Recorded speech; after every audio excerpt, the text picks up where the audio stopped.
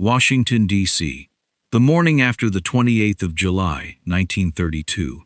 Smoke was still rising from the Anacostia Flats, where the largest encampment of the Bonus Army had stood the night before, and where, by morning, there was mostly ash, collapsed tar-paper shacks, the twisted frames of shelters men had built out of packing crates and flattened tin cans, and the specific smell that clings to a place after tear gas and a fire have both passed through it within the same 12 hours.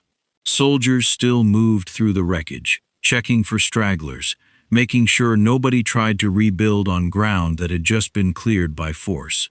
Somewhere in that wreckage, a gaunt, hollowed-out man in his mid-30s, thinner than the uniform photographs anyone who knew him would have remembered, pushed forward through soldiers who did not recognize him, toward an officer on horseback who did not want to.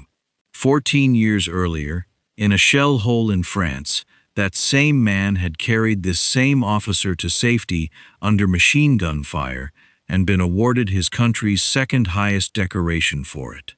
Now he was simply one more veteran being cleared off government land by the United States Army, and he was trying, one more time, to be recognized by the man whose life he had saved. What the officer said back to him, in front of the soldiers standing near enough to hear it, would run in newspapers across the country within 48 hours, and it would raise a question about George Patton that his own war record could never fully answer. If you want the real, documented history of Patton, not invented dialogue, but events you can trace through newspaper archives and military records, this is that channel.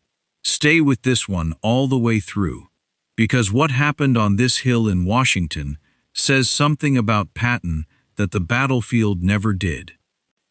To understand what brought Joe Angelo to that camp, and what brought Patton to that horse, you have to go back to a promise the United States government made to its soldiers, and then spent over a decade finding reasons not to keep.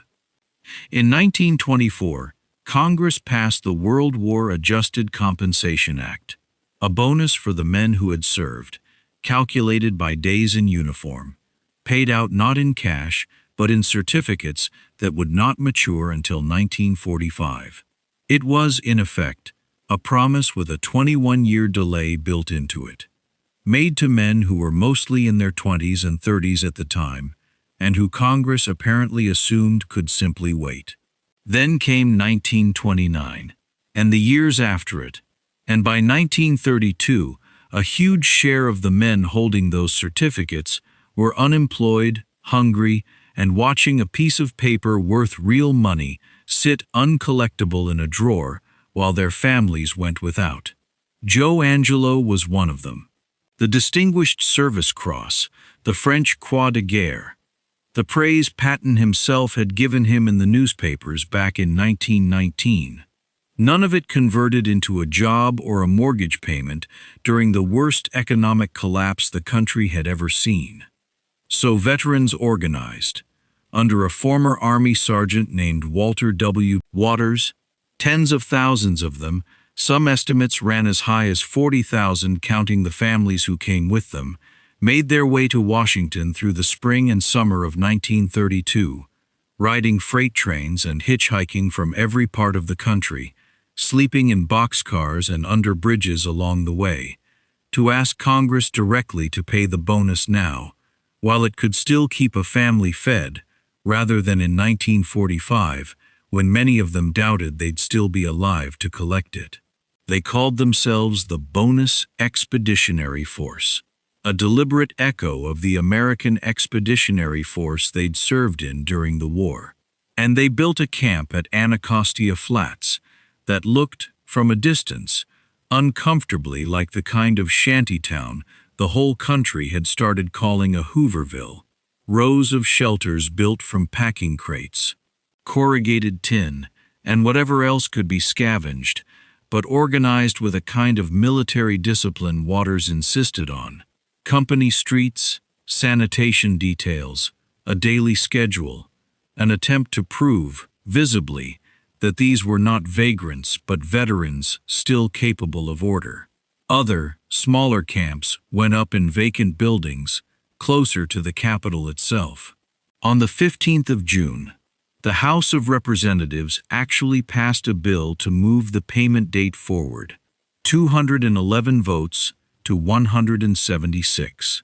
2 days later, with more than 6,000 marchers gathered at the Capitol to watch the vote come in, the Senate rejected it, 62 to 18. Most of the veterans did not leave. They had nowhere better to go, and Washington in the summer of 1932, uncomfortable and increasingly unwelcome as it was at least somewhere. By the end of July, the federal government had run out of patience with them entirely. On the 28th, the Attorney General ordered police to begin clearing veterans from downtown government buildings they had occupied. A narrower operation than what was coming, aimed at a handful of structures rather than the main camp. It went badly almost immediately. In the confusion of the clearance, officers found themselves cornered by an angry crowd in one of the buildings, panicked, and opened fire. William Hushka, a Lithuanian immigrant who had become an American citizen while in uniform and had spent the years since scraping by as an out-of-work butcher, was killed instantly. Eric Carlson, who had fought in the trenches of France, was hit as well and would die of his wounds 5 days later. Both men would eventually be buried at Arlington National Cemetery with full military honors, the government finally extending to their funerals the recognition it had spent years withholding from their bonus checks. Word of the shooting reached President Hoover within the hour, and Hoover, alarmed at what had just happened on his watch, ordered the Secretary of War to send in the actual United States Army. That order went to General Douglas MacArthur, Army Chief of Staff, who had convinced himself, on the strength of intelligence reports later shown to be wildly overstated, that the bonus army was substantially infiltrated by communist agitators aiming to provoke a genuine uprising in the nation's capital. Later studies would put the real number of actual communists among the marchers at a small fraction of the total. Well over 90% of the men in that camp were exactly what they claimed to be: veterans owed money by their own government, tired and broke rather than revolutionary. MacArthur believed otherwise, strongly enough that he made a decision his own aide argued against. Rather than direct the operation from his office the way a chief of staff normally would, and the way the assignment technically called for, MacArthur decided to lead the clearance himself, in person, on the ground, in full dress uniform, medals and all. That aide was Major Dwight Eisenhower, who thought the general's presence at the head of an operation against unarmed veterans was exactly the wrong optic for exactly the wrong moment, politically and morally both, and who was overruled without much discussion. The man given command of the cavalry for that operation was Major George S. Patton, a cavalry officer with a well-earned reputation by 1932 for treating an order as something to be executed completely rather than something to be quietly softened in the field. By the middle of the afternoon, the pieces were in position on Pennsylvania Avenue: 500 cavalry under Patton, 500 infantry, 800 police, and 6 tanks, more of the same light Renault pattern machines Patton had spent the previous war learning to fight with, now rolling down an American street against American veterans instead of German positions in France. Civil service employees poured out of nearby government buildings to watch, lining the sidewalks and hanging out of windows, and some of the office workers, along with some of the bonus marchers themselves, initially read the gathering troops as a show of support, cheering as the cavalry formed up in the summer heat, not yet understanding what the formation in front of them was actually there to do. At around 4:30 in the afternoon, that misunderstanding ended. Patton gave the order, and the cavalry charged, sabers drawn, into the crowd. riders and mounts moving in unison down a street lined with the same government buildings the marchers had spent weeks trying to get someone inside of to listen to them. Infantry followed behind with bayonets fixed and canisters of atomsite, an arsenic-based tear gas, releasing it liberally into camps that held not just veterans, but their wives and children. The operation swept through the downtown encampments first, and by evening, MacArthur, in a decision that went beyond what several of his own aides say Hoover had actually authorized, pushed the operation across the Anacostia River to clear the main camp as well. That camp burned that night, whether by deliberate order or by the chaos of thousands of people being driven out of tents and shacks with open cook fires still burning inside them, the flames visible from the Capitol dome itself. The human cost of that single day went beyond the 2 men police had already killed that morning. A 12-week-old infant, exposed to the gas drifting through the camp, died of complications afterward, a hospital official would later remark, with the kind of understatement that says more than a direct accusation could, that the gas certainly hadn't done the boy any good. A veteran's wife miscarried during the chaos of the eviction. Some accounts put the injury count at more than 50 campers hurt by cavalry sabers, bayonets, and the gas itself, with well over 100 more arrested and roughly 70 police officers and soldiers injured in the scattered fighting that broke out as the camps came down. Eisenhower, months later, would write the Army's own official report on the operation, a report that formally endorsed everything MacArthur had done that day, in language a Chief of Staff's aide was expected to use regardless of what he privately thought of the decision, even though Eisenhower had personally argued against the general's choice to lead from the front in the first place. Decades afterward, in his memoirs, Eisenhower would recast himself as a reluctant participant who'd tried to steer his boss away from the worst of it. At the time, his private diary recorded almost nothing about the day beyond a single flat line, noting that he had taken part in the incident, and that a great deal of fuss was being made about it, mostly for political reasons. The gap between what Eisenhower wrote privately in 1932 and what he claimed publicly 30 years later is its own small lesson in how differently a man can remember his own proximity to something he'd rather not have been standing quite so close to. It was somewhere in the smoke and wreckage of that operation, in the hours after the Anacostia camp had been cleared and burned, that Joe Angelo found George Patton again. Angelo was not looking for a confrontation. By every account, he approached his old commanding officer the way a man approaches someone he still believes owes him some basic human recognition. Not a favor, not special treatment, just an acknowledgement that they knew each other, that there was a history between them that superseded, if only for a moment, the uniform Patton was wearing and the orders he'd just carried out. What Patton said back, in front of the soldiers standing close enough to hear it, has survived in more than one biography and newspaper account in almost identical language.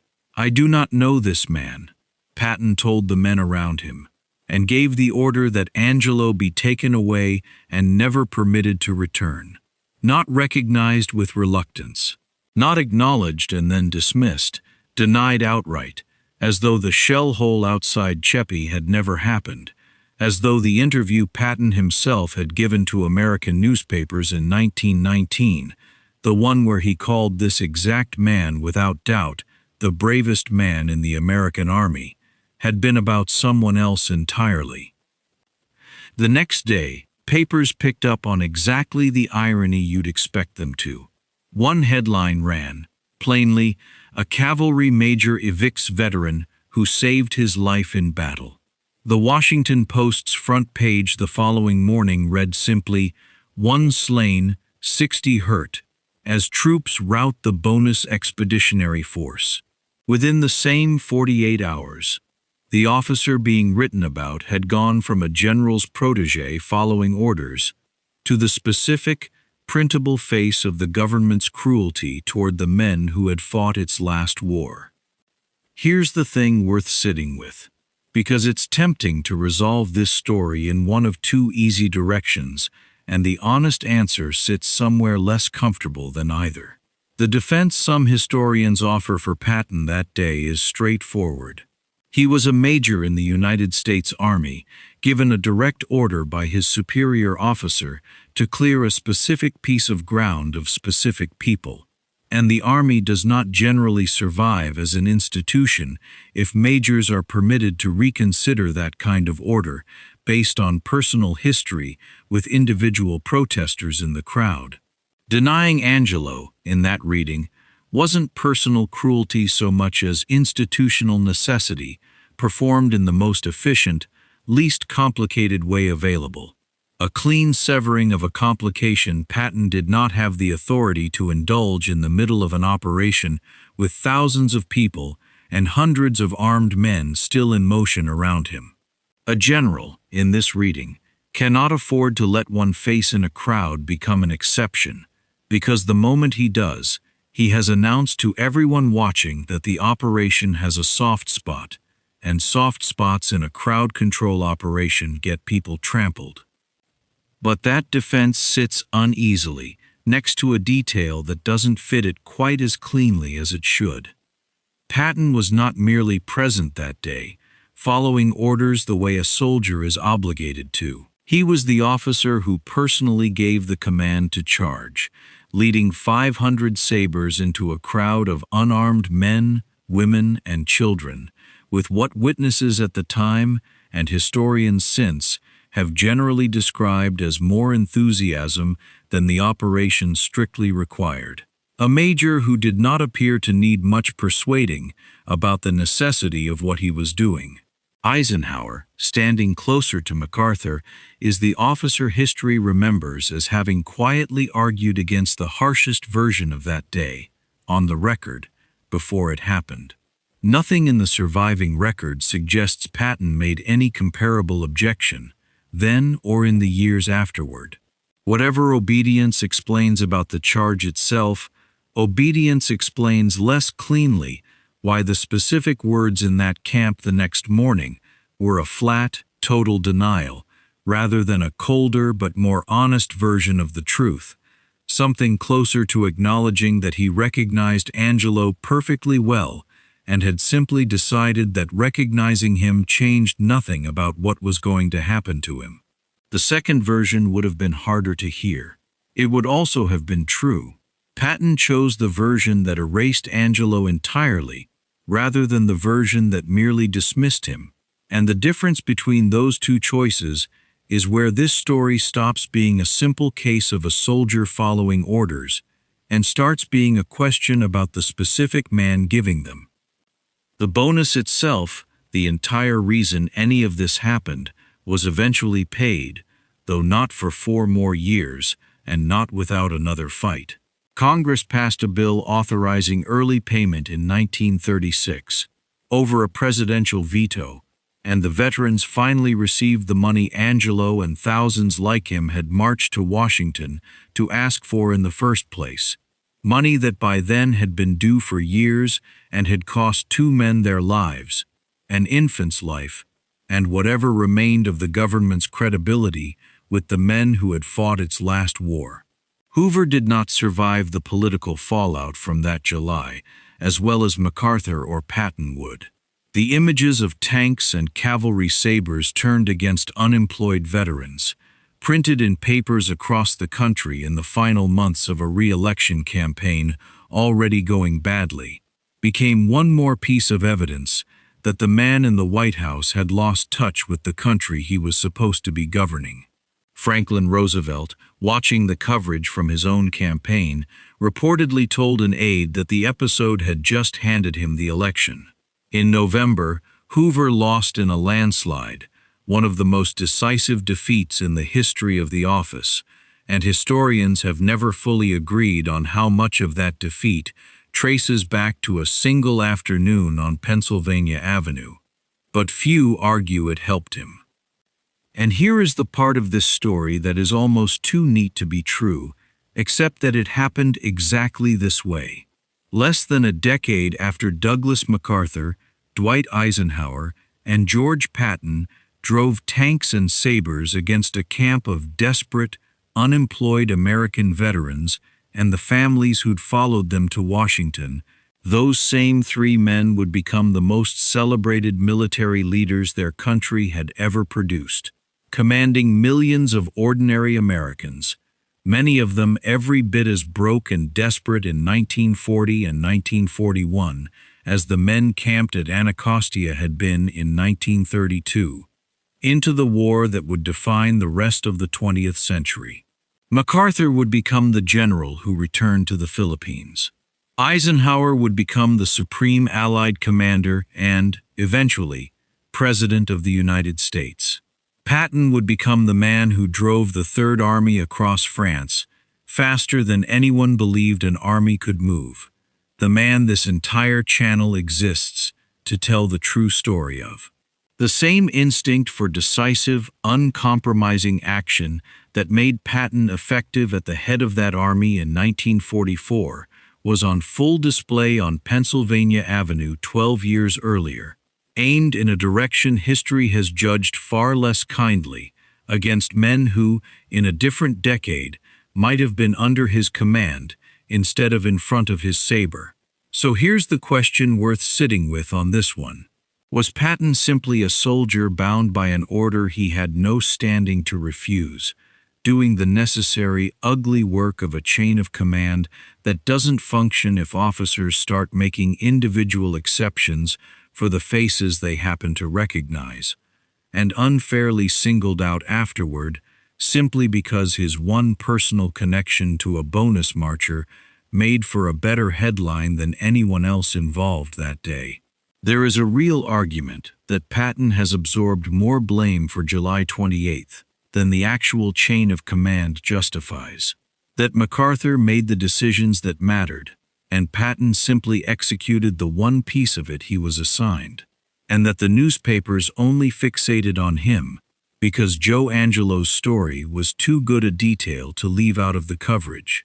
Or does the specific, total nature of his denial, delivered to a man who had bled to save him, from an officer who led that charge with more force than the assignment technically required, and who never once, in the years that followed, offered a word of regret about it in public or in his private letters, suggest a colder and more calculating relationship to loyalty than the shell hole outside Cheppy ever let you see, a man for whom gratitude was real and freely given, right up until the moment it became inconvenient. Both readings are argued seriously by people who have spent careers studying this man, and neither one is likely to be settled by anything that hasn't already been said about it in the 90 years since. What isn't in dispute is what Joe Angelo heard that morning, standing in the ash of a camp that used to be his home, from the one man in America who owed him more than anyone alive. If you want more of the real, documented history behind George Patton, subscribe and let me know in the comments which side of that morning you land on.